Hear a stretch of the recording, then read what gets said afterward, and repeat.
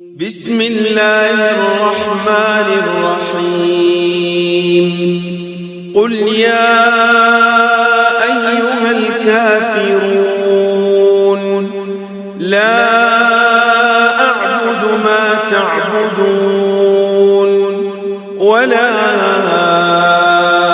أنتم عابدون ما أعبد ولا أنا عابد ما عبدتم ولا أنتم عابدون ما أعبد لكم دينكم ولي دين.